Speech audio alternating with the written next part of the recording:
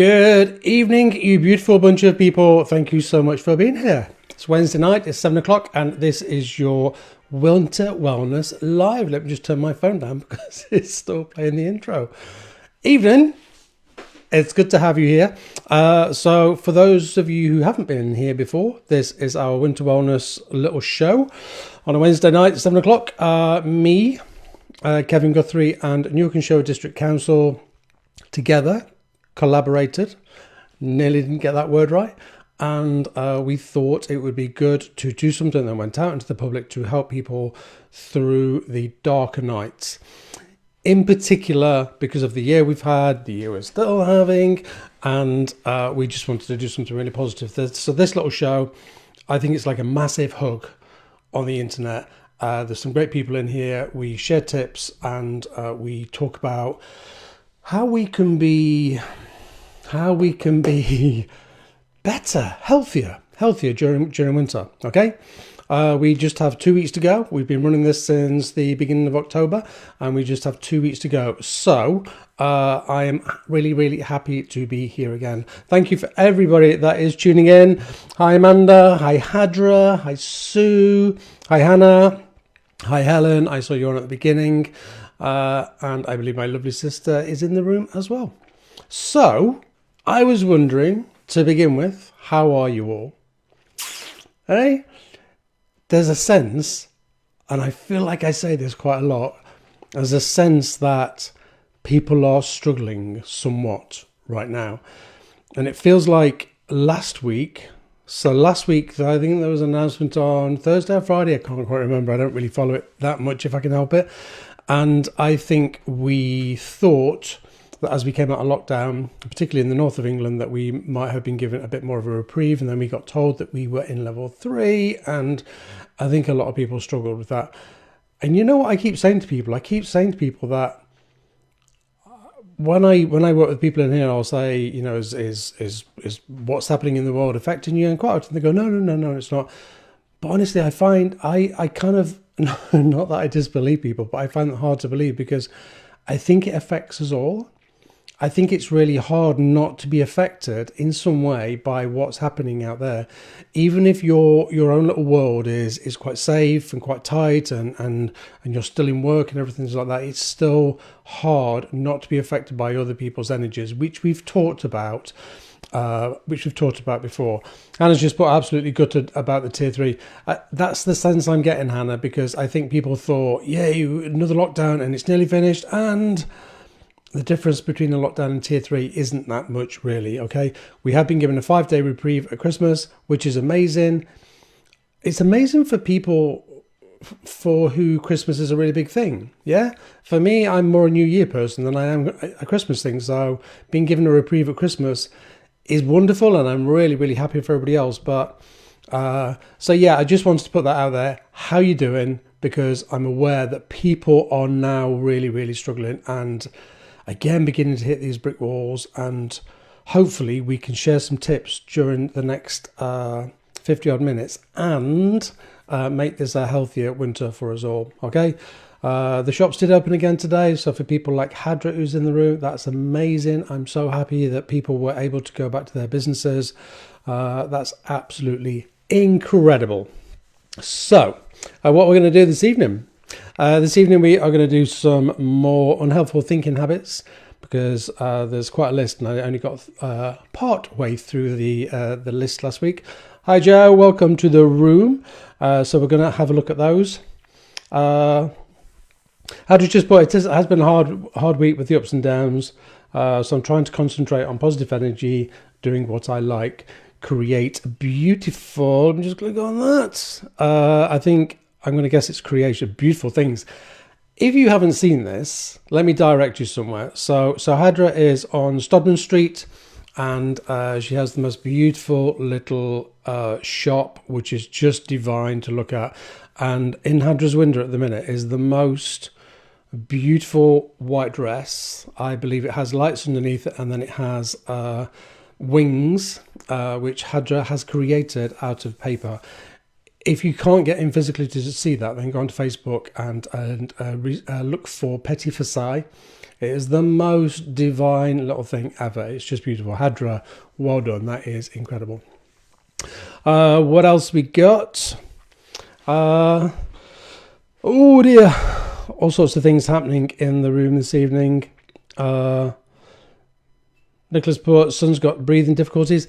And this is the difficulty, is it's not just what's happening out there, it's people's individual lives. There's all of that happening, but then we have individual lives as well, and people have like illness to contend with, and then tier 3 and all of that. So it does just make it that little bit harder because of people's individual circumstances. So I completely respect all of that. Right, let's crack on with some further, welcome Julie, some further unhelpful thinking styles. So we're going to start with compare and despair. So remember that when we do these, most of these are attached to our baseline survival need. As humans, our baseline is that we want to survive. So most of these thinking styles have been developed to help us stay on the back foot, on defense, and protecting ourselves. The difficulty with nearly all of these thinking styles is they are not good for us. They are simply not good for us. Just before I go over these, let me quickly recap, and I'm doing this from my head. Let me quickly recap some of the things that we've done over the last few weeks. We've done a lot of unhelpful thinking styles. We did black and white thinking a couple of weeks ago.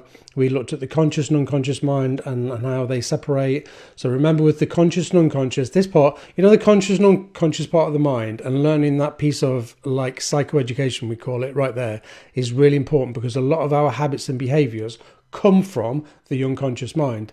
So when we use phrases like, oh, just be more mindful, just be a little bit more aware, just be a little bit more conscious of what you're doing, that's what people are saying to you. Although I'm not sure they know what they're saying. And what they're saying is, be more aware of your actions. Because I don't know if you remember, but 93% of the day is spent on average in the unconscious mind, doing habits and behaviors that have just been programmed in there for the last 10, 20, 30, 40, 50 years.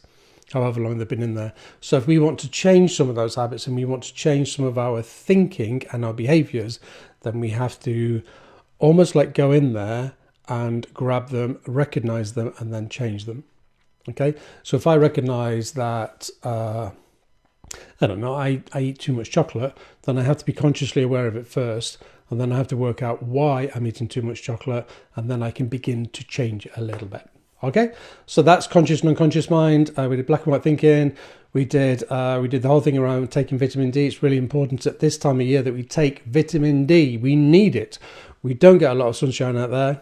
And when we do get sunshine, we don't get a lot of vitamin D from it. So we need a vitamin D supplement. Nearly everybody needs that, okay?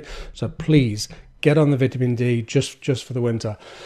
What else have we done? Good grief, we've been here for weeks. We've done all sorts of things. We've answered people's questions. Oh, that's important. Keep remembering things. So that's important. So remember that you can ask me anything you want. Please fire your questions in. I have a couple of questions that people have sent in privately because they don't want their name attaching to them. So I'm going to go through those questions later. But please, if you've got anything that you don't mind other people seeing, because obviously the feed is here. And sorry, as I look that way, I catch the feed. And as I caught the feed, somebody put, you do eat too much chocolate. Thank you very much for that, Joe, for that, what felt like a judgment right there. You're probably right. So I'm not going to take it as a judgment. Just made me giggle. So yeah, if you've got any questions, fire them in. And then I'll try and answer them. Okay. As I've said before, if you can ask me how to make a, apple strudel from the start, I might not be able to help you, but anything to do with the mind and health and well-being, then I should be able to help you with that. Okay. The other thing that I wanted to say has slipped my mind, but I'll come back to that. Okay. So compare and despair. Seeing only the good and positive aspects in others, and getting upset when comparing ourselves negatively I can't say it negatively against them. And then it says, am I doing that compare and despair thing?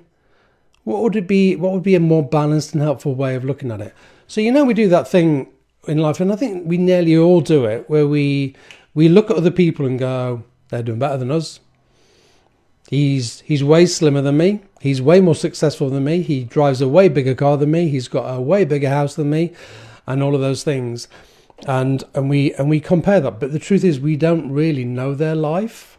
We just don't know what their life is. So we don't know the full extent. We don't know whether they're in debt for all of that stuff.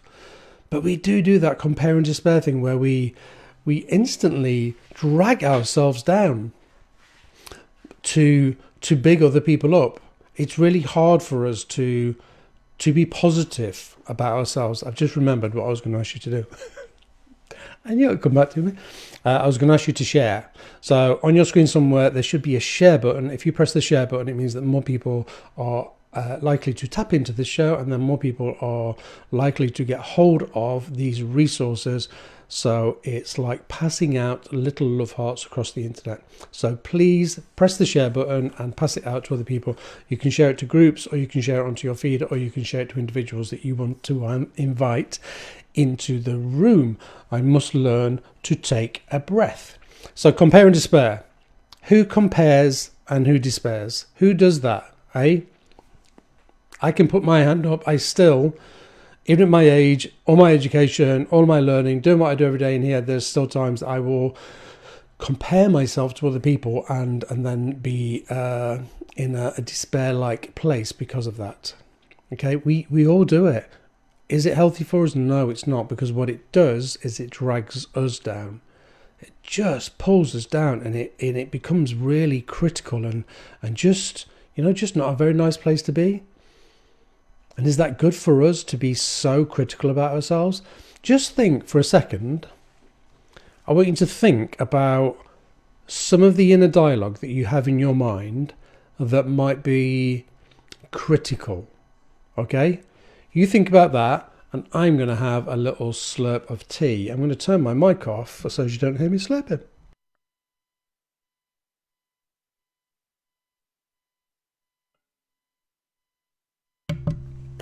Thank you. Did you get something? Chances are you did. Chances are, because nearly all of us have that inner critical voice. That inner critical voice that just, it kind of berates us inside. I sometimes imagine it as like a little person sitting here, and they go ying ying ying ying ying ying yak yak yak yak yak.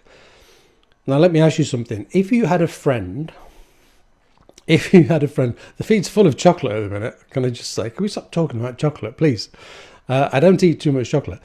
If you had a friend that was here all day long and was going, and you do this and then you did that, you're not very good at that, are you? And what'd you do that for? Oh my goodness, I can't believe you just did that. That was really stupid, that was. You're really daft, you are. What did you say that for? Oh my God, you're really going to upset them now. You recognise all of that? What would you do if this was a friend sat here? Chances are you would look at that person and say, do one. Get out of my sphere, get out of my life, because you are no good for me. But interestingly, we allow that voice to take place inside our head every day. Every day, that inner critical voice, yak, yak, yak, yak, yak. Because what, I punch them, they get on my nerves. That's a really good point. It's a really good point. I'd rather we didn't punch them, but it's a really good point. They would definitely get on your nerves, but we definitely allow that to happen inside our own heads. A few weeks ago, we did a little thing that I call Hear It, Challenge It, Change It, where we hear this, then we challenge what we hear, and then if it's not good for us, if it's not healthy or helpful, you remember that one we did, then we change it. Because if it's not healthy or helpful for us, then we're getting rid of it. We are done with that, okay?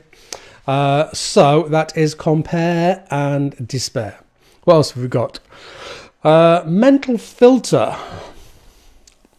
So when we notice only what the filter allows us or wants us to notice, and we dismiss anything that doesn't fit, like looking through dark blinkers or gloomy specks, or only catching the negative stuff in our kitchen strainers, whilst anything else more positive or realistic is dismissed.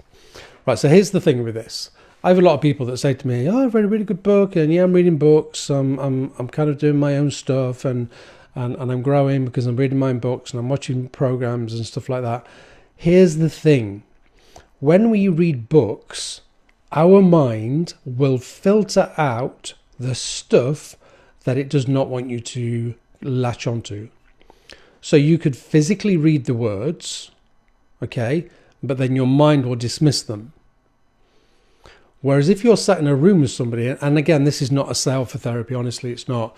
When you're sat in a room with somebody or you're having a conversation with somebody, then that somebody can then help challenge you over why you dismissed a certain thought. Yeah? A narcissist I've only ever once seen a narcissist in this room, in my office, in therapy, and that particular person was sent by their partner, and that particular person lasted once. And that's because in a narcissist's mind, they are not wrong. But even in like everybody's minds, we don't want to necessarily see, not the bad, I don't like that word, but the things that we aren't quite so good at. Yeah? I can be a little bit grumpy. Holding my hands up, I know it's hard to believe, I can be a little bit grumpy and a little bit moody sometimes, and I can get a little bit tired. Okay, I know that's really, really hard to believe. I'm joking. But I have to own that because actually I am a little bit grumpy. So if we are able to own stuff, and if we are able to manage our mental filter to see the whole picture, the other way that we might use a mental filter is by I don't know, being with somebody. So let's say you have a really lovely setup and you have a really lovely life and everything's good, and you've got kids there, you've got kids on the way, and you get this sense that something isn't right with your chosen one, your loved one. It's sometimes really hard to see that because we don't want to admit that actually maybe we chose the wrong one. Maybe we're looking at a separation or do you know what I mean? It's really hard, and our mind again won't want us together, because if we're settled in our little beautiful little setups, then it's really hard for us to get to that point where we go, oh, it's not right, I've got to go. And I know that because I've done it I've done it on more than one occasion, and it's a really horrible moment. And I remember each of those times that I did that, and it was a really horrible moment where I would have to go, oh, it's not right, I have to go. And then I would have to move on and go through the upset of moving house and separation and all the rest of it. So, Debbie's fault. I'm an eye roller when the yakkers start yakking. Yeah, but what, Debbie? What do you do when your own yakkers start yakking? These ones in here, you know, the little voices inside our heads. Just a quick one on that phrase there, because when I refer to the little voices inside our head, traditionally that phrase has a lot of stigma attached to it, because people go, oh, can you hear voices inside your head? Well, the truth is we all have voices inside our head. All of us have an inner dialogue. It doesn't make us crazy. It's our thoughts, our thinking, our inner dialogue. Okay? So when I say that, I'm not referring to anybody as being crazy, because we all have an inner dialogue.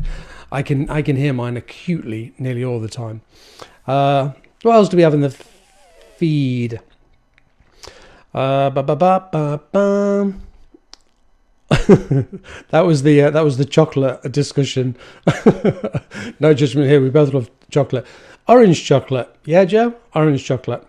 Welcome, Gail, into the room. So that is mental filter. So mental filter, in a nutshell, we filter out the things that don't suit our mind, and they will allow through things through that do suit our mind. I'm desperately trying to think of another way that I can explain that to you. It's hard for us, let me put it this way, it's hard for us to see our not so good points, because if we see our not so good points, then we potentially, or the mind thinks it potentially puts us at threat. Because if we aren't perfect, and we're not perfect, none of us are perfect, then the mind thinks, the primal mind, this is all about the primal mind thinks that we are then at risk. But the truth is, none of us are perfect. None of us. We have to remember that. None of us are perfect, and life isn't perfect. This year has been a little less than that. It's not been a great year all round. But generally, life will throw things at you. Life will give you a flat tire, or make you late for work, or stop the alarm from going off, or give you an illness, or life will do that. But it's definitely how we negotiate all of that. It becomes harder when we get a few of those hitting us all at the same time, or within a 48-hour period. Then it becomes much harder. Debbie's put, I quite often roll my eyes on my own yagas with a silent giggle. I love that, and what a lovely way to approach it with a silent giggle. However, we mustn't give them too much credit, because it's usually rubbish. When our inner yakas start saying, "Oh, you're not very good at that, are you? And what did you say that for?" Or, "Oh, you're bound to have upset them," then that's usually very critical, and being very critical like that isn't necessarily good for us. Welcome, Sue, into the room. Right, another unhelpful thinking style is judgments. Let's have a look at judgments. Who doesn't judge? We were talking about judgments earlier, weren't we? Making evaluations or judgments about events, ourselves, others, or the world, rather than describing what we actually see and have evidence for. I'm making an evaluation about the situation or person. It's how I make sense of the world, but that doesn't mean my judgments are always right or helpful. Is there another perspective? So another way to look at judgments is when we look at unconscious bias. Unconscious bias is when somebody walks into a room and we make an immediate assumption about who they are. And we all do that all the time, whether we like to think we do or we don't. We all make immediate assumptions when somebody walks through the door, and we catch them. We look at their hair, we look at their face, we look at their clothing, their size, their height, glasses, no glasses. The mind will look and scan. So clever. It'll scan like a million pieces of information and filter it all through. But then it's filtered through in terms of our own safety, and we make judgments because it allows us to feel safe again. So if I see somebody and I make a judgment of, I know what their sexuality is, I know what their gender is, I know because of how they're dressed what I might be able to expect from them. Do you know what I mean? It's like, he says, holding his arm out full of tattoos. It's like the judgment that used to be made on tattoos. It's less so now. Honestly, it's less so, and more. When I first started doing the work that I do now, I would never wear a short sleeve t-shirt, never, and I wouldn't do that because of people's assumptions and judgments on me, and I was fearful that people would not take me seriously because I had tattoos on my arm. And now, more comfortable, feel more ease with myself. Am I cool with my tattoos? I'm absolutely cool with my tattoos. It does not make me a bad person just because I've chosen to decorate my arm with ink. Okay, but that's judgments. But if we see somebody, and again, I can do this. If I saw somebody walking towards me and, I don't know, they had piercings and they had the hood up and there was tattoos and big Doc Martens. I wear Doc Martens as well, by the way. My primal mind might kind of go, oh, just be a little bit careful. Don't look at them. Keep your head down. Don't make eye contact, because it would just want me to keep safe. But it's not entirely healthy or helpful to be like that. Yeah, it's like somebody walking into a job interview, and we walk into a job interview and we have to look a certain way, and we have to do things a certain way. It doesn't make us good people. Just because somebody's dressed in a really nice suit and they're dressed really smart does not necessarily mean that they are good people and the right people for the jobs. So what we have to do with that is we take the unconscious bias, because that's going to happen like that. It's just going to happen really quickly. We're going to take the judgments, and then what we're going to do is we're going to set them aside and put them right here, just at the side of us, and then we're going to work with the person that's in front of us. And I try and do that in therapy all the time. I try, and again, even being a therapist, I I will not get it 100% right all the time. And yes, I have definitely made judgments on people that have walked through this door. Definitely, without a shadow of a doubt. And then what I do is I take them, because I'm not perfect, and I sit them right here at the side of me. So I don't dismiss them, but I just keep them there. And then I work with the person in front of me, and I give them a chance. And I give them a chance, and then I get to know the person. And more often than not, my judgment has been completely off. And not right, unless it's a good judgment. You know what I mean? We think about judgments, but we think about them in a negative way, but they're not always necessary. Okay, remember this feed. Please share. It's like passing out little love hearts across the internet. Go on, pass some love out. This is a really good resource. The other thing you can do with this is you can, because after we finish doing our little thing here, when we're recording, we can then, it lands on Go Through Therapy's Facebook page as a recording, so that can be passed out as well. So direct people to it, share it with people. This is all about winter wellness, even though there's a heavy focus at the minute on thinking styles. The being healthier in the mind makes us healthier in the body. So it's very, very holistic. Okay. Remember, my basics are, this was a question that came in actually. Somebody sent me a question and says, "What are your basics in terms of being healthier, mentally healthier, and kind of physically healthier?" And my basics are: be outside every day, eat good food, stay away from stimulants. Yeah, let's leave it at a top three. My top three are outside, get some movement, get some fresh air, get some daylight onto your skin some way, good food, and stay away from stimulants. Stimulants are stay away from stimulants or manage your stimulants. So stimulants are things like caffeine, sugar, and alcohol. Maybe high-fat foods. But high-fat foods wouldn't stimulate you. So that's why I keep it to stimulants. Caffeine found in coffee, caffeine found in tea, caffeine found in fizzy drinks. Caffeine, sugar, we all know where we find sugar. And what was the other one? Alcohol. Alcohol is also a stimulant. And of course, drugs and alcohol. They are all stimulants, and they will all mess with our heads. I'm never going to say to you, don't do them. I'm never going to say to you, stay away from them completely, because that's not my job. That's not why I'm here. But I am going to ask you to monitor them very closely. If I'm working with somebody in here who, I don't know, stay away from, sorry, I got completely sidelined then. It's really hard talking this way and then catching the feed there. So Amanda put, this is what I nearly said. Mine is stay away from negative people. I love that. Stay away from negative people. Mood hoovers, people that don't lift you up, people that don't allow you to breathe, people that are always pulling you down. Stay away from them, because we just know they're not good for us.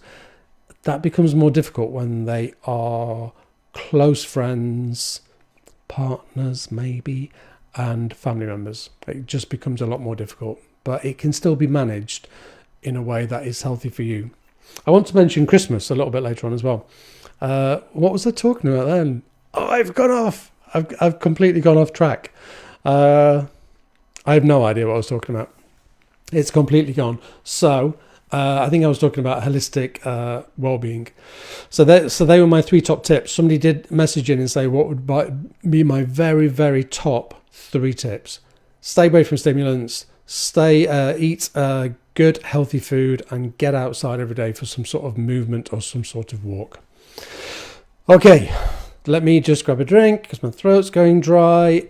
1 minute whilst I have a slurp. This is, somebody also messaged in and said, do you have a cold? Because that looks like lemon. It is lemon. It's lemon and honey tea. It's one of my favourite drinks. This is caffeine-free tea because it's after 1 o'clock in the day. And it's one of my favourite drinks. It's really nice on the throat. 1 minute.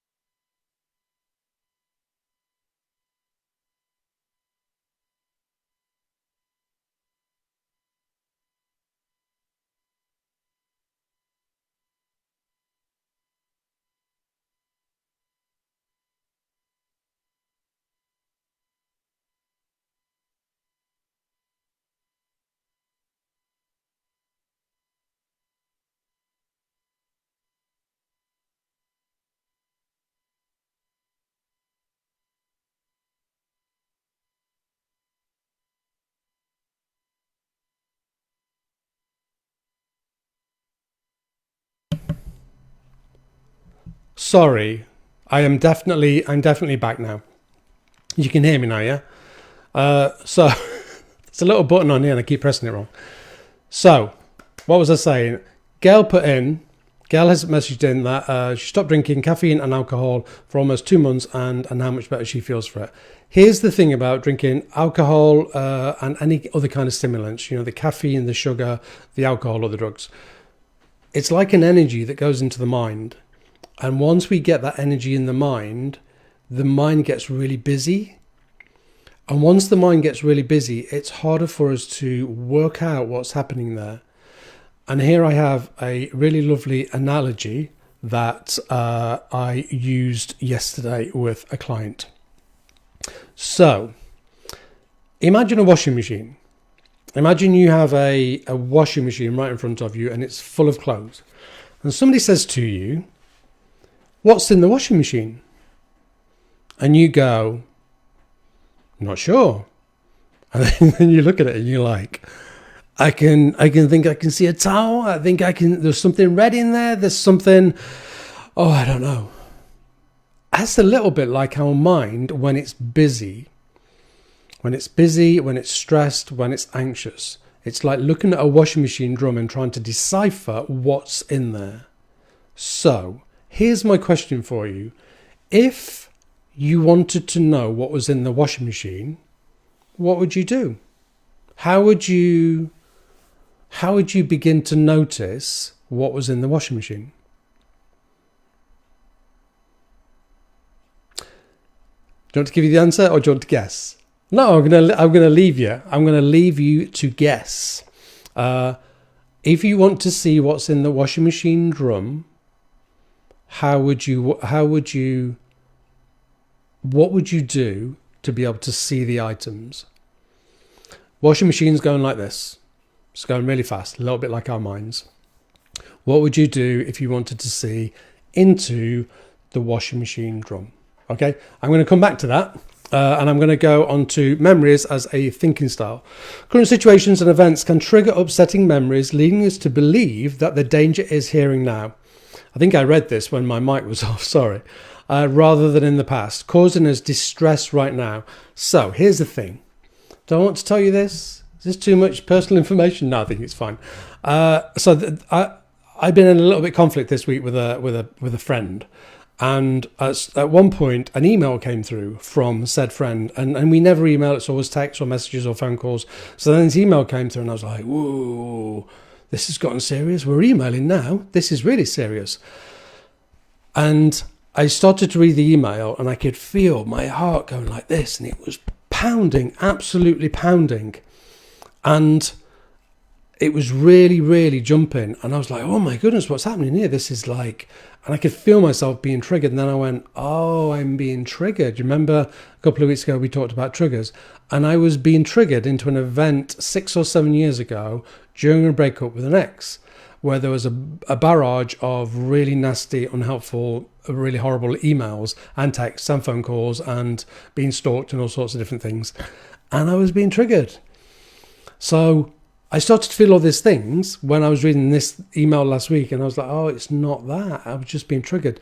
So that's a really good example of memories. So what happens is that the traumatic event of 6-7 years ago is stored in my memory.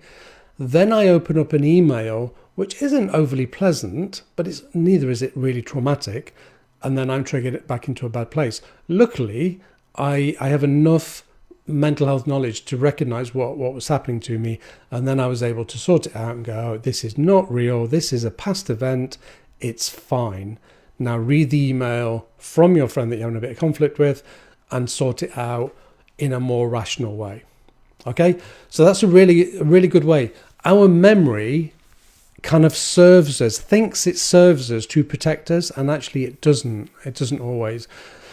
A really classic one on that as well is grief. So sometimes if we haven't grieved in the past, if for whatever reason we didn't get around to grief, if we were too busy, if we didn't want to grieve, if we felt we couldn't grieve because we didn't want to feel the pain, then at some point it will always come back and get us.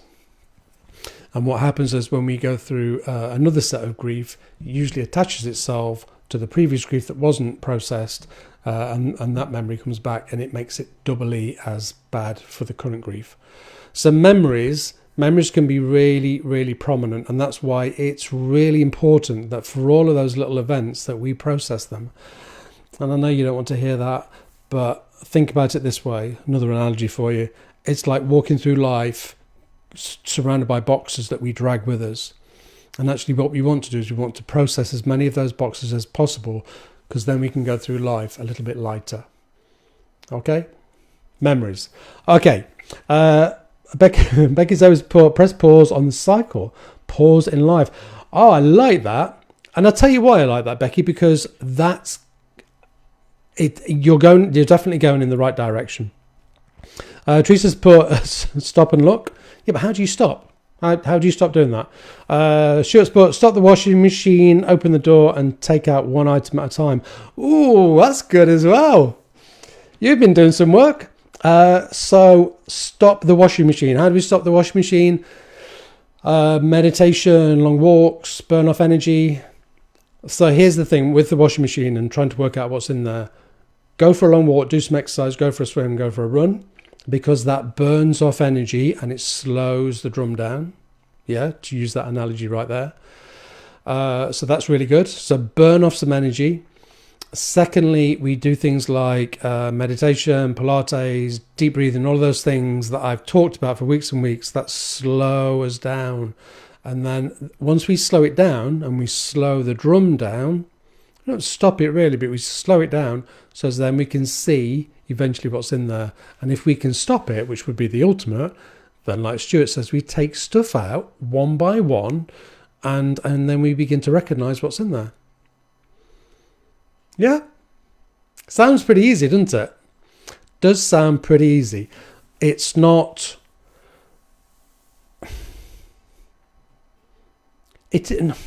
No, it is. It is easier. See, I was arguing with myself in my head then. It is easy. The difficult part of it is that our mind will reject any kind of new behavior. So if I'm saying to you now, go and do some deep breathing, go and do some meditation, go and calm your mind, go for and that's not part of your normal routine, then your mind will try and prevent you from doing that. I've literally had conversations with clients sat right in front of me where we have been doing some deep breathing, and I have said to them, can I guess what your mind's saying to you right now? And they've said, yeah, if you think you're a mind reader. And I've said, I'm guessing your mind is trying to reject what I'm trying to say to you. And they go, yeah, exactly.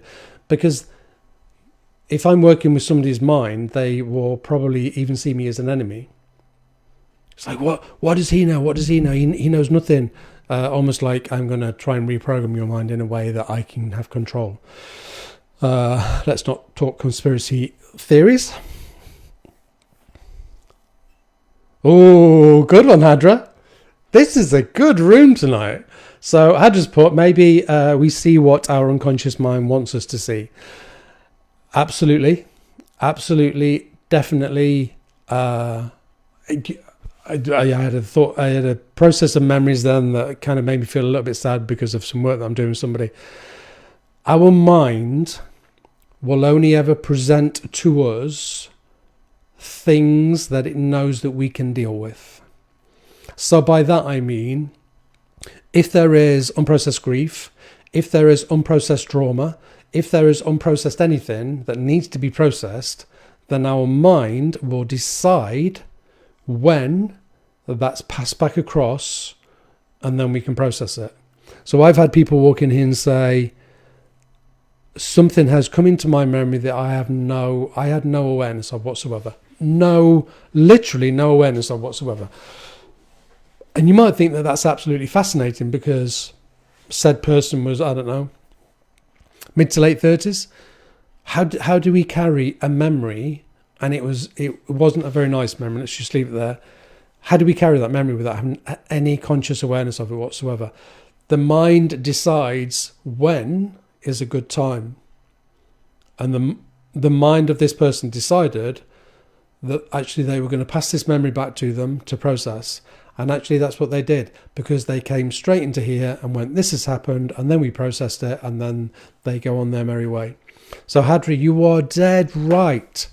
our mind will only ever pass us stuff that it knows that we can deal with. The downside to that is, I've worked with people who have been doing really, really well, and they're killing it, and they're meditating, and they feel way better, and then all of a sudden, these things start coming back. But they come back because the mind decides that you're in a healthier place, so you have the resilience to manage it. So therefore, let's manage it and get rid of it and get it out of the system. There's a good book that I don't recommend you read called The Body Keeps the Score. And the principle of the book is that our body, not just this, but our entire body will keep the score of anything that has happened to us in the past. And it's better that we process it and get it out the body than it live there, because if it lives there, then we live with that discomfort for all of our lives. Debbie has put, this is a brilliant analogy, when I'm at my lowest, I put Alexa on and clean to burn energy, and then I process things better. Being in lockdown as a vulnerable person, I didn't come out until August, and this is what helped me. Music. Again, thanks, Debbie. I love that, and I love music. One of my go-to playlists is, it's a really weird, well, it's not weird for me, I love it. It's Yazoo. They had an album when I was about 15 years old called Upstairs at Eric's, and when I listen to that, I get transported back to that 14 or 15-year-old me who was pretty miserable, I have to say. It wasn't a great time, but somehow it lifts my spirits. I haven't quite worked out what's happening there, but yeah, music's amazing. Music's absolutely amazing. Rule of thumb on music, if you are feeling down, and don't put something on that's really, really bouncy, put something on that's just like 1 or 2 levels up from where you feel you're at. Because if the contrast's too much, then it becomes too much and the mind can't hack it. Similarly, if you're bouncing off the walls with anxiety, then put something on that just brings you a level down, and then just keep reducing it like that. Almost like beat by beat, just go down a little bit. Okay, but music is, we have all of these great, amazing sayings around music. It really is. I was listening to a song. Get in, Joe. You love Yazoo. Upstairs at Eric's, literally my all-time favourite album ever. Oh my goodness, I love it. And there's one song on there that if I hear it, I dance. I just have to dance in the house, usually on my own, but I have to dance. But honestly, it just lifts my spirits. It's amazing. There was a song on the radio earlier, and I think it's a charity song that they've released. And it was about hope. And it was on BBC Radio 2, I believe. I heard it, and it was about hope. And I remember listening to it, and I was like, oh, what an amazing song to release at this time, because we all need a little bit of hope. And I wanted to, because somebody asked about hope. How do we look forward with hope? What a fantastic question. So, how do we look forward with hope? I would say keep it realistic. And by that I mean, do I think that I can go to Mexico in January or February for 3 weeks? No. No, I don't. Do I think that maybe by spring I might be able to go away in the UK again? I think maybe. That's not too big an expectation. Do I think by the latter part of next year that we will be on the top side of what's currently happening? Yeah. Yeah, I do. And I know I'm sticking my neck out a little bit there, but I if nothing else, I think it'll be a lot better than it is now. So when we need a little bit of hope, then we look for little things just to give us that little bit of hope. Not too big. No, make your expectations too big, because that's when we get disappointed. For me, expectations usually lead to disappointment. So make it tangible, make it real, make it something that you can grasp hold of. Yeah, that's how we live, with a little bit of hope. The other thing that I wanted to quickly talk about tonight, because time is absolutely flying by, is Christmas. So here's what I think is happening at the minute. We have just come out of another lockdown. We are now in tier 3. It is really, really affecting people and bothering people, and people are just bothered by all that. And I think Christmas is, what are we now, 3 weeks away? Maybe 3 weeks away. And I think it might be 3 weeks on Friday. I get this sense that people are going, right, it's Christmas. We must make it really special and ultra special and amazing and fantastic. And I get this sense that people have then placed all of this extra pressure on themselves to make it an amazing Christmas. And what I want to say to you is stop. Please, please stop. What do we really need at Christmas? What is the... If I was to ask you now that you have one wish at Christmas, my guess is it might not be a massive turkey dinner or a pile of presents or my guess is it probably wouldn't be that. So if you're in a household with 4 people, we kind of did this a few weeks ago and I've changed the parameters on it a little bit. If you're in a household with 4 people, ask the 4 people what the most important thing is at Christmas for them. And then see if you can coordinate that. My guess is that they will be simple. What we do is... Sorry, somebody's put something in the feed and you said the C word. Literally, thanks Joe. I read that and I was like, oh my goodness, I did not say the C word. Christmas. Okay. I think that's the C word that you're talking about and not the other C word that's knocking around at the minute. That has 2 versions of the C word. So please, when we come to Christmas, don't guess what you think other people need. Let's ask each other, what's more important to you? What's the most important element around Christmas or on Christmas Day for you? And ask it of them as well. You know, if you're 9 years old or 10 years old, chances are it's going to be a pile of presents. But we create these expectations that people want a massive dinner and people want a really a homemade Christmas pudding or a homemade Christmas cake because no, it's too much pressure and we've had a really awful year. It's been one of the toughest years for so many people in so many ways. Let's have a simpler, more authentic, gentler but lovely Christmas, doing things that we really want to do. I think if I feel like I talk about myself a lot, if I got my one wish, it would be to walk on a beach at Christmas. That would be it. I don't need any gifts. I would like to walk on a beach at Christmas. In a perfect world, I would walk on the beach with my daughter and my husband. That's not going to happen because my daughter's working. But walking on a beach, Christmas. How simple is that? So ask those around you what is the most important element for you at Christmas this year. Let's take away some of that pressure, because that pressure, oh my goodness, it's immense. It's immense, and then it messes with our heads. And you know the washing machine analogy that I went to earlier, it's all about that. Spinning like we have never spun before. But it feels like, because we've had such an awful year, that people are then going, so we've had a really awful year, so now what we need to do is we have to have an amazing Christmas. No, because it just places the pressure back on there. So please remove the pressure that you are placing on yourself and have a simpler Christmas.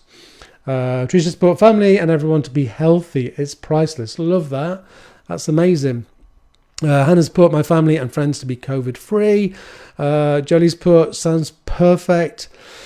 Debbie's put my health to be able to enjoy next Christmas more.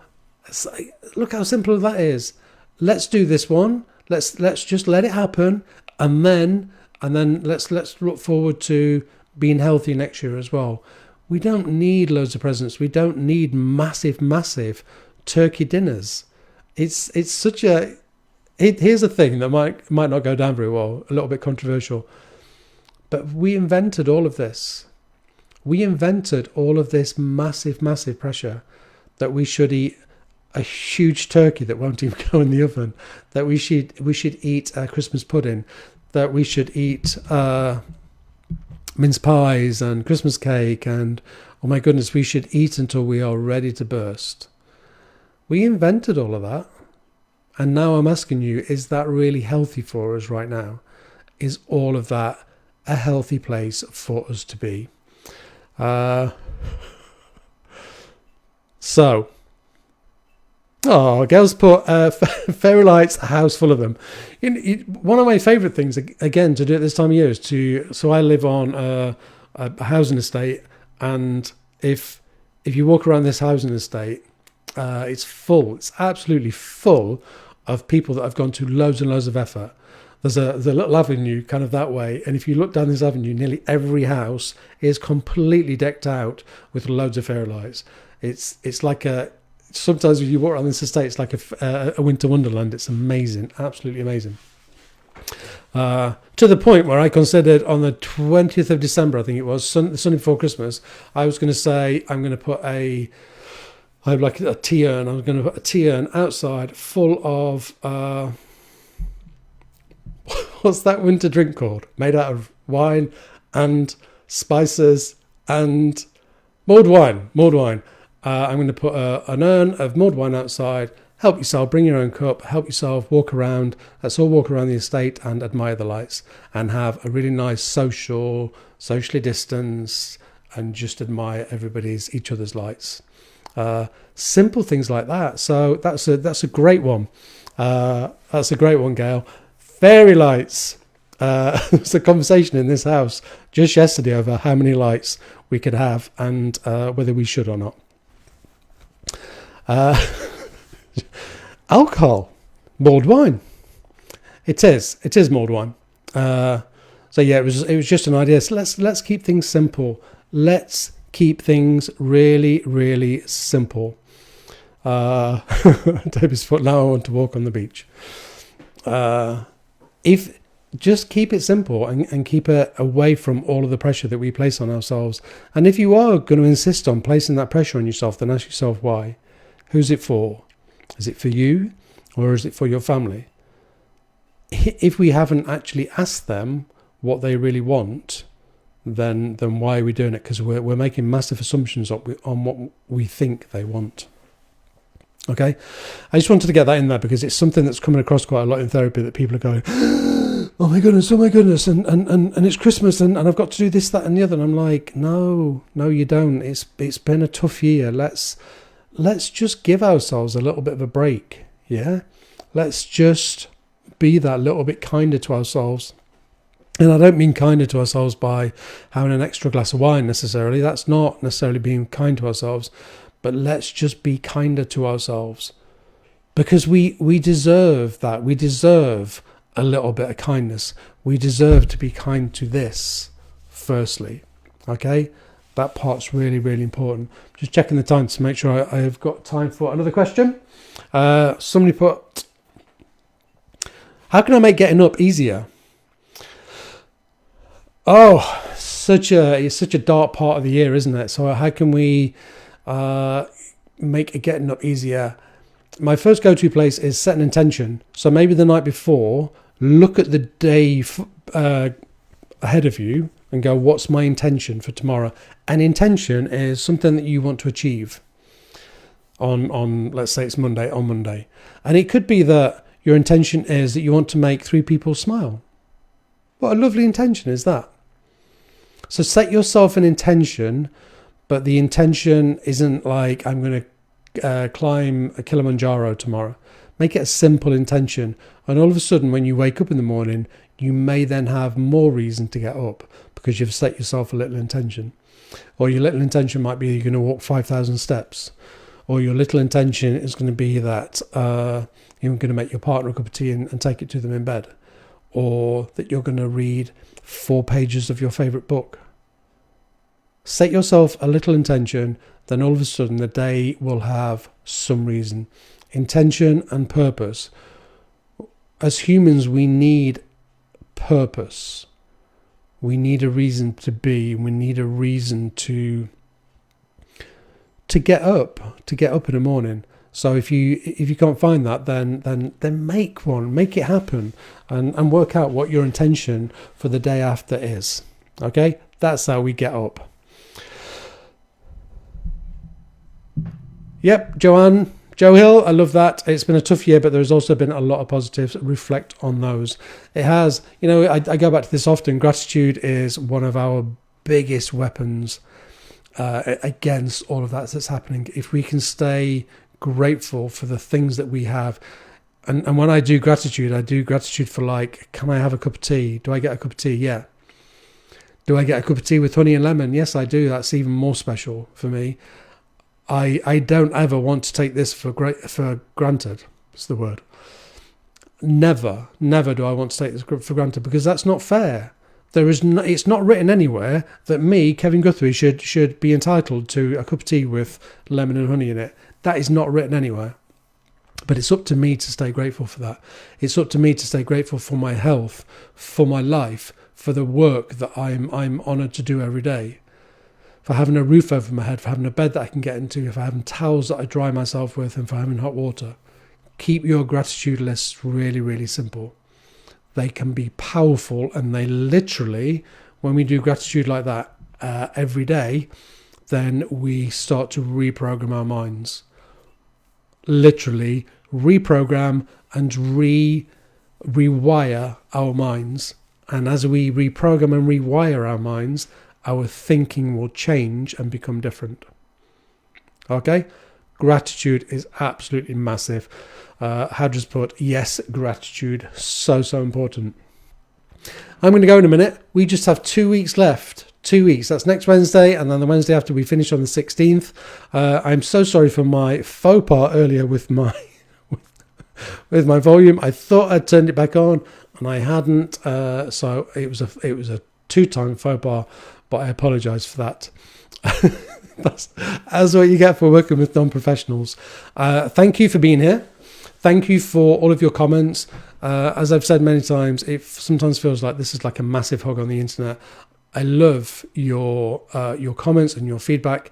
And honestly, this wouldn't be anything like it is without your input there. Your input there is what makes it what it is. So, and I know that sounds cliche because, people say it all the time, but it is true. It is true. It would be pointless me sat here just talking to myself. Your comments and your feedbacks give me energy and give us something to work towards. Okay? 2 more weeks. If I've missed anything over the last few weeks that you want me to go over again, or that you want me to talk about, then please message me. You can message me privately, and I will try and pick that up and highlight it and make sure it's used. Don't have to use your name. It can all be done completely confidential. I'm a therapist. I'm quite good with confidentiality.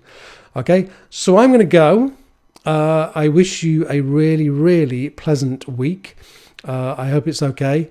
Remember your gratitude. Remember setting any intentions, and remember to remove some of that pressure for Christmas. Yeah, remove it. Get rid of it. It's not good, and it's no good for us.